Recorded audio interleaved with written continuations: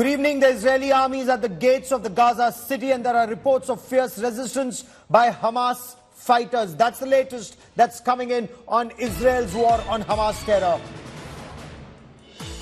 The Israeli tanks, armored personnel carriers and the Caterpillar armored bulldozers are being attacked in classic guerrilla warfare tactics. That's what we are being told. Hamas terrorists have emerged from their tunnels. They've launched rocket-propelled grenades and anti-tank missiles at the Israeli ground forces, and then they disappear into these tunnels. Now, to ease the pressure on Hamas at the Gaza Strip in the south, Hezbollah and Hamas fighters have launched a massive rocket attack on the northern side of Israel from southern Lebanon. I'm Gaurav Sawant. We'll get you all details, but first, as always, the headlines.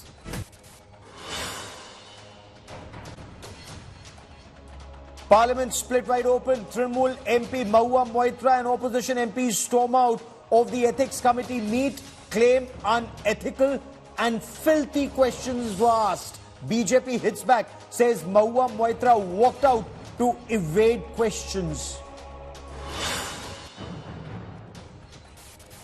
Delhi Chief Minister Arvind Kejriwal skips Enforcement Directorate summons in the Liquorgate probe. Arvind Kejriwal claims he's ready to face arrest, insists it's a BJP conspiracy against him.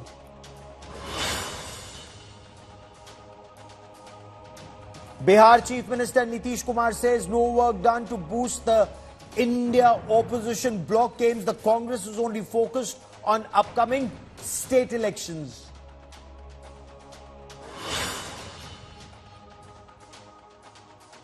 National Capital Region turns into a gas chamber once again. Anand Vihar in Delhi records the year's highest AQI. All government and private primary schools to remain shut for the next 2 days.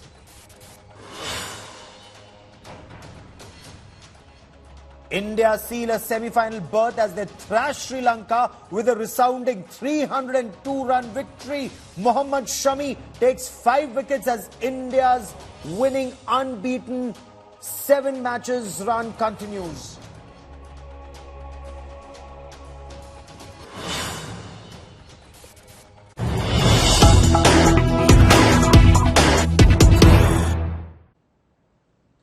The Israeli Defense Forces are at the gates of the Gaza City. They've broken through 2 lines of Hamas defenses. The Israeli forces have now encircled Gaza City and have launched a multi-pronged offensive from air, land and sea. The reports from the IDF and from Gaza indicate that the Israeli forces are now entering perhaps the most decisive and perhaps the fiercest phase of this battle inside Gaza. The Gaza City is very well fortified by Hamas fighters and terrorists with multiple levels of anti-tank and anti-personnel mines being laid, booby traps and tunnels being used to target the Israeli ground forces. Multiple attacks on Israeli forces have also been reported. Hamas fighters, they emerge from these tunnels, target the Israeli tanks and then disappear back into these tunnels. Israel too has reported taking down multiple Hamas strongholds along the Gaza Strip. Israel's Prime Minister Benjamin Netanyahu met troops and appreciated what he described was their impressive success. He said they were now beyond the outskirts of Gaza City and are making good progress. He insists nothing will stop Israel now.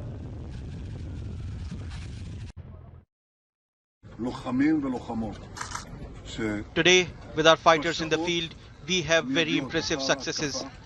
We are already more than outskirts of Gaza City. We are making progress. Nothing will stop us. We will move forward. We will advance and win.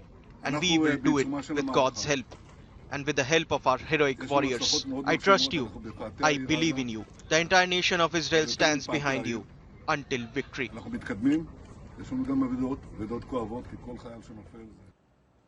Let me get you more on this big story. India Today's Shiv Arur has just returned from Israel. He was reporting from the Gaza border. He joins me on India First. Also with me on this special broadcast is Lidar Gravilazi, a senior journalist reporting on Israel's war on Hamas terror. But Shiv, to you first.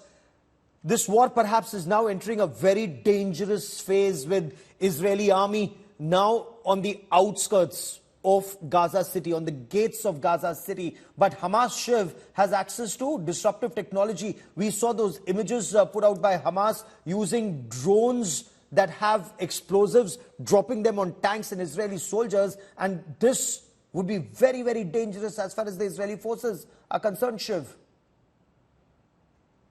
You know, Gaurav, we reported this in the opening days of this, face-off between Israel and the Hamas, that the Hamas, far from being just a ragtag jihadi outfit, which it used to be, now has conventional weapons and is using disruptive innovations, for maximum effect.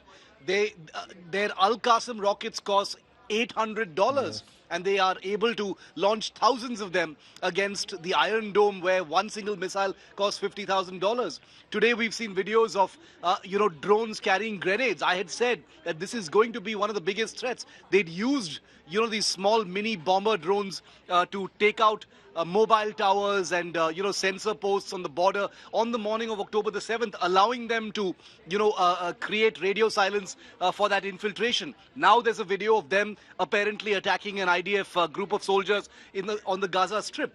Such drones cost about $600, allowing the Hamas with limited resources to have a vast potential fleet of such drones capable of dropping grenades. And this is a nightmare scenario as far as infantry, special forces are concerned. Perhaps even tanks, if higher explosives can be wielded and, dropped by these drones. The fact that those soldiers fail to even hear the drone when it drops that, yes, is really a scary demonstration of the effect of these drones. ISIS used these to devastating effect in Iraq and Syria. You've seen them used in Ukraine versus Russia. Armenia versus Azerbaijan has also seen these, mini drones being used to devastating effect. And now you've got Hamas doing it as well. So it adds a very, very difficult, dangerous, unpredictable sort of angle to the warfare that's going on inside the Gaza Strip. Oh, absolutely. Shiv, stay on with me. Let me also bring in Lidar Grave Lazi for more on this. Lidar, what are you picking up the latest in operations? Israel's Prime Minister said your army is now beyond, the Israeli army is now beyond the outskirts of Gaza City. What are you hearing of the conflict?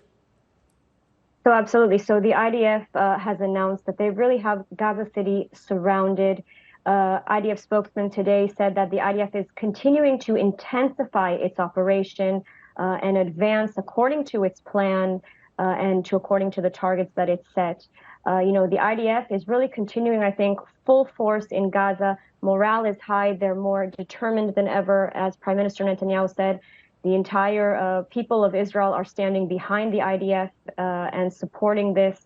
The IDF is continuing its operation from the air, from the ground, from the sea. But Lidar, did Israel expect Hamas to put up such a fierce resistance at the gates of Gaza City? And in the appreciation of the Israeli forces, is Hamas better trained, better armed, and better motivated compared to earlier operations that Israel had carried out inside the Gaza Strip? They have drones that are dropping grenades and injuring or harming Israeli soldiers?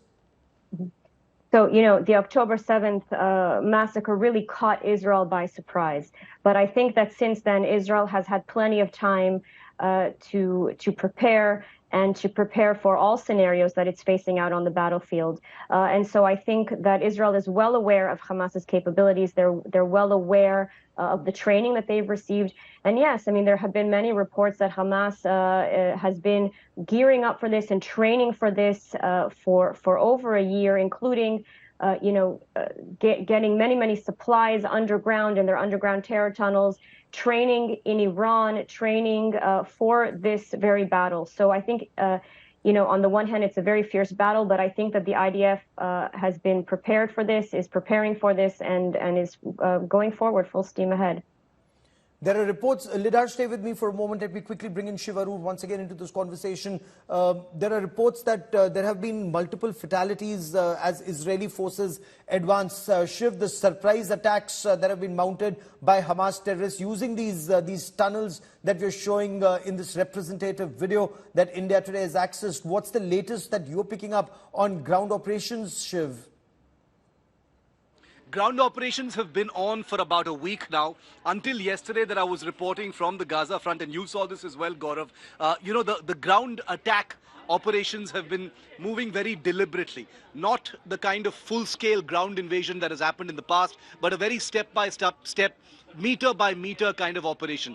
Very crucial to know that the tanks of the Israeli Defense Forces haven't reached Gaza City yet, because there is a fear that anti-tank positions, anti-tank mines, are there in full preparation for a kind of full-scale ground assault. And that's why the IDF, which does not have an appetite for casualties right now, 14 soldiers have already lost their lives in the ground operations so far, and therefore it wants to take things very, very slowly. It does not want to create a situation where, it obliterates large territories in the Gaza Strip, creating a political vacuum, and the responsibility for Gaza and whatever insurgency ensues, comes directly, onto Israel's shoulders. So all of these things revolving around, remember, the existing hostage crisis makes this an extremely difficult unfolding situation, still very unpredictable.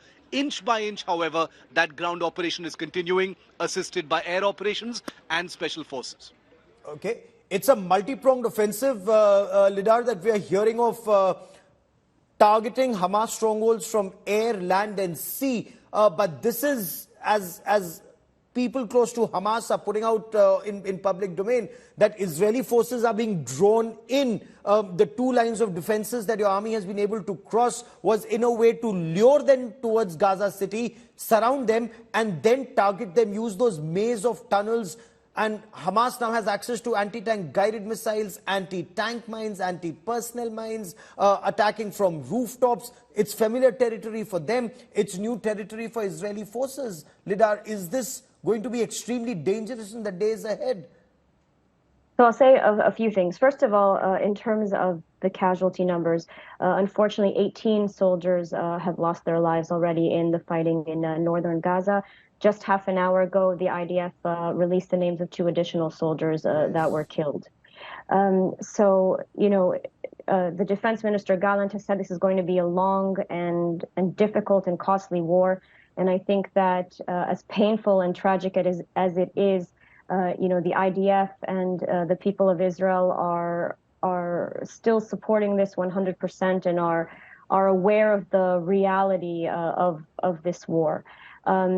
Now, I think that the IDF has been, very, very cautious. Everyone was expecting a big ground invasion to happen, at once, and the IDF instead has taken its time. It's prepared. It's entering slowly. It's doing, special operations. And so I think that the IDF is acting very wisely here, and they are taking their time planning this. They are fully aware of the web of tunnels that lies underneath Gaza and the booby traps that are laid out there, and all the capabilities that Hamas has. So I think they're proceeding very cautiously, and as you said, inch by inch, they're gaining ground.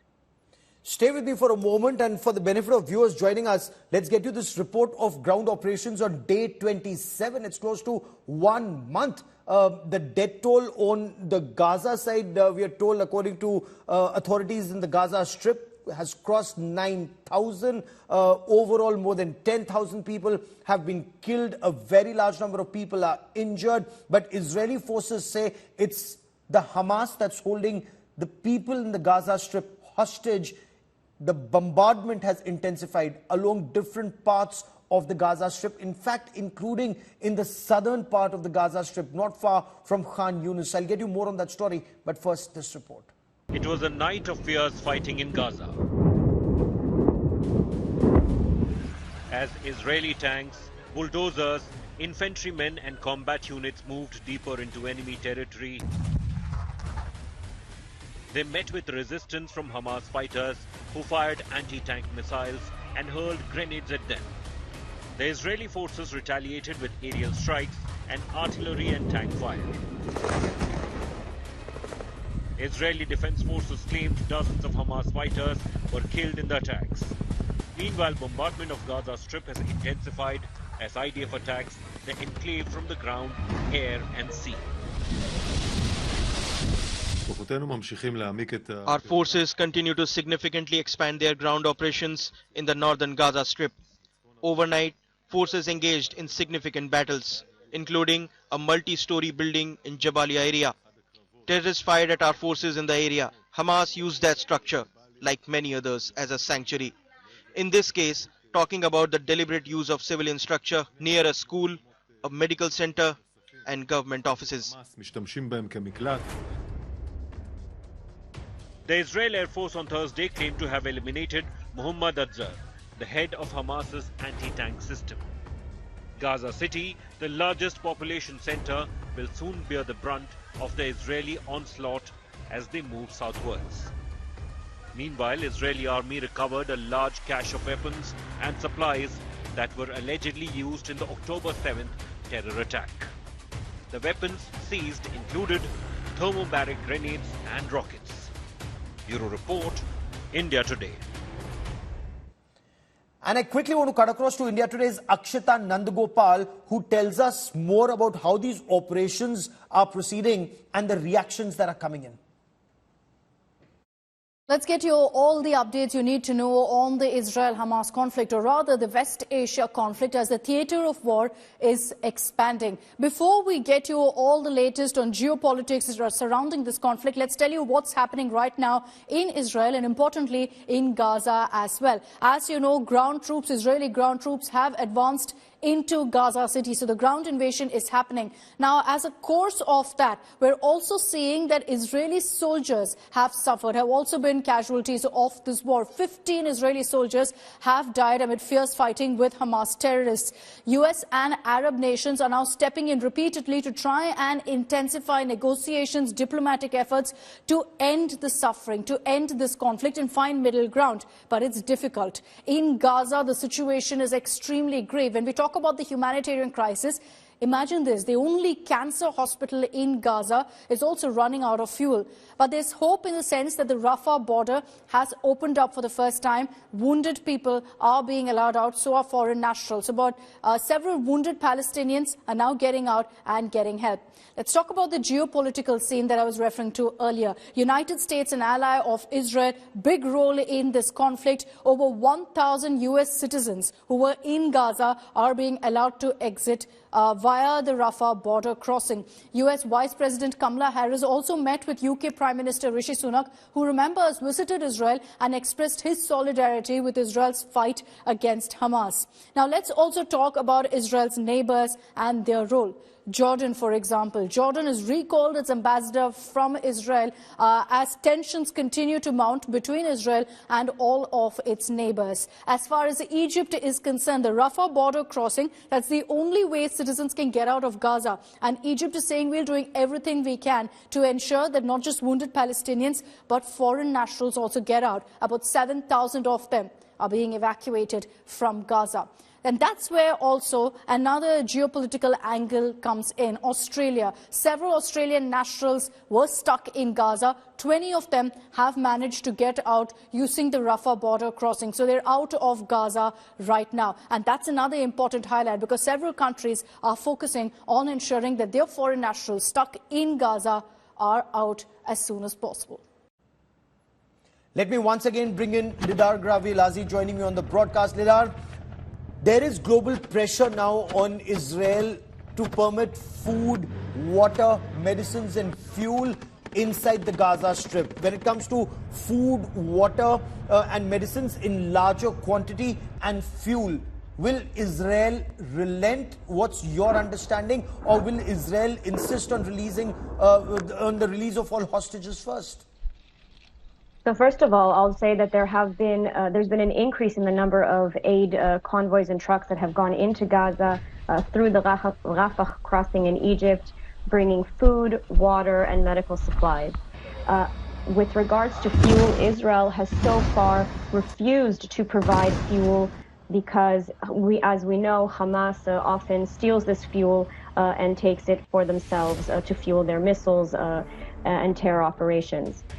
Today, just a few hours ago, IDF Chief of Staff Herzi Halevi said that Israel is following the situation. It understands that many of the hospitals are set to run out of fuel and said that Israel is considering allowing fuel into Gaza, and that Israel will ensure that the fuel reaches the hospitals and is not taken away by Hamas. And I do want to just point out that Hamas is sitting on troves of food and water and supplies and medical supplies and fuel, but it is refusing to share this with the people of Gaza, using it instead for its terror operations. And so it does fall on Israel, even though it's at war with Hamas, to provide humanitarian aid and to the Palestinian people. It's allowing humanitarian convoy trucks to go in through Egypt, and today it said we'll consider also supplying fuel. Okay, and let's see if this leads to return of some, if not all, the 240 plus hostages still in Hamas custody. Lidar Gravilazi and Shivarur for joining me here on this India First special. Many thanks. We'll be tracking the story very, very closely.